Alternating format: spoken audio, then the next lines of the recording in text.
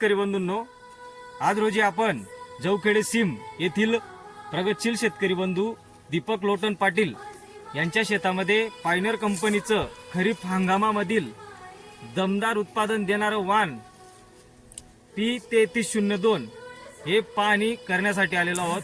हेच वाण दीपक दादा त्यांनी रब्बी हंगामात देखील त्यांच्या शेतामध्ये लागवड केलेलं आहे, पण हे वाण आपण खरीप हंगामामध्ये देखील शेतकरी बंधूंना देत असतो। त्यासाठी आज प्रत्यक्षपणे यांच्या शेतामध्ये पीक पाहणी करण्यासाठी आलेलो आहोत।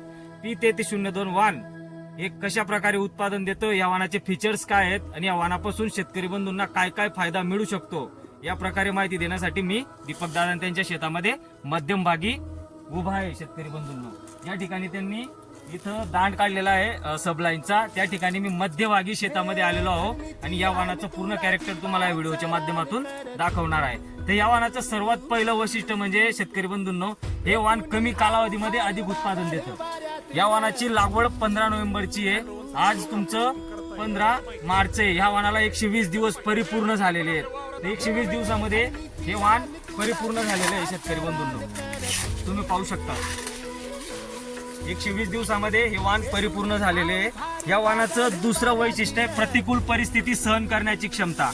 ऊन असो, वारा असो, वादळ असो, हे वाण या गोष्टींना बळी पडत नाही। आपण खाली देखील पूर्णपणे पाहू शकता शेतकरी बंधूंनो, कुठेही प्रकारचं कुठेही हे वाण डगमगलेलं नाही। त्यानंतर या वाणाचं तिसरं वैशिष्ट्य आहे उभे राहण्याची क्षमता। मुळा तुम्ही पाहू शकता शेतकरी बंधूंनो, रॉडच्या मध्यभागी आपण आलेलो आहोत। मुळांचा जारवा एकदम जाड आणि बळकट असल्यामुळे हे वारा वादळाला देखील हे वाण बळी पडत नाही। त्यासाठी हे वाण एकदम सक्षम आणि एकदम भक्कमपणे उभं असतं। त्यानंतर या वाणाचं चौथं जे वैशिष्ट्य आहे अधिक दाण्यांची सरासरी। आता शेतकरी बंधूंनो, प्रत्येक शेतकरीला उत्पादन वाढवू पाहिजे, त्यासाठी वाणामध्ये ते कॅरेक्टर देखील पाहिजे। तर या P3302 वाणामध्ये ते कॅरेक्टर देखील आहे। बिट्टी देखील तुम्ही या ठिकाणी पाहू शकतात, बिट्टीचं प्रमाण एकदम बारीक आहे आणि ओढींची संख्या या वाणामध्ये जास्त आहे। तर शेतकरी बंधूंनो, दादा त्यांनी गेल्या वर्षी देखील 3 पॉकेट त्यांच्या शेतामध्ये रब्बीमध्ये लागवड केलेले होते आणि खरीपमध्ये देखील हेच मकावान लागवड करतात 3302।